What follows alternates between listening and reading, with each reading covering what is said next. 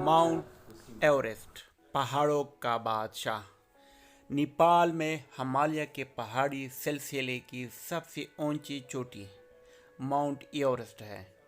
ये चोटी न सिर्फ नेपाल में हिमालय के पहाड़ी सिलसिले की सबसे ऊंची चोटी है, बल्कि दुनिया भर में सबसे ऊंची चोटी है।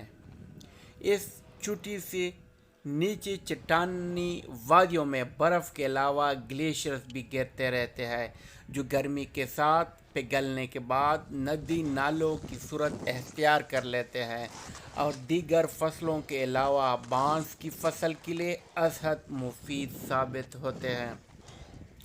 कोम्बो वो ग्लेशियर्स है जहाँ पर माउंट एवरेस्ट की चोटी को कामयाबी के साथ सर करने वालों कोई पैमा ने 1953 अपना बेस कैंप लगाया था।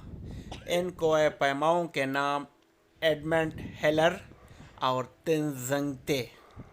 इसकी वादी कोय पैमा की जन्नत है, जिनकी पहाड़ों की बाबत इल्म ने अनगिनत कोय पैमा की माविनत सर अंजाम दी और उन्होंने इस चोटी को सर करने की कोशिश सर अंजाम दी। 1852 ईस्वी में एवरेस्ट को एक पैमाओं के लिए एक अजीम चैलेंज के तौर पर तस्लीम किया गया था, जबकि इसकी बुलंदी का तखमीना लगाया गया था और इसका नाम सर जॉर्ज फॉरेस्ट के नाम पर रखा गया था, जो कि एक सर्वेयर थे।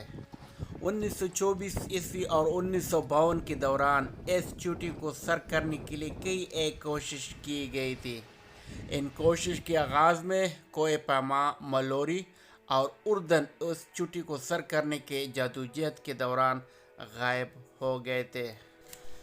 भला आखिर इस चोटी को सर करने का सेहरा रॉयल ज्योग्राफिकल सोसाइटी की टीम के सर रहा। इस टीम में सर जॉन हैंड के अलावा हेलरे और तंजंग भी शामिल थे।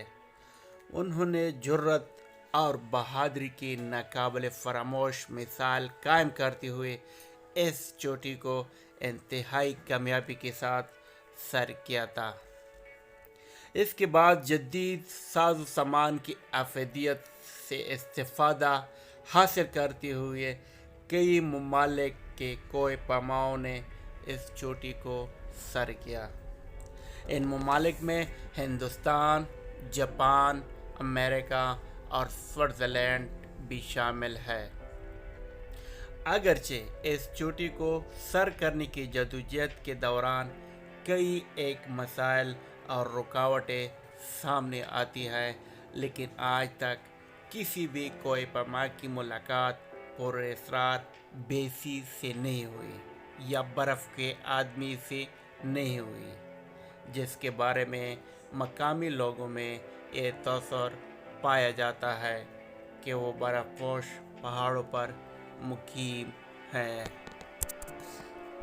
आज की जो वीडियो थी वो माउंट एवरेस्ट पहाड़ों के बादशाह के बारे में थी।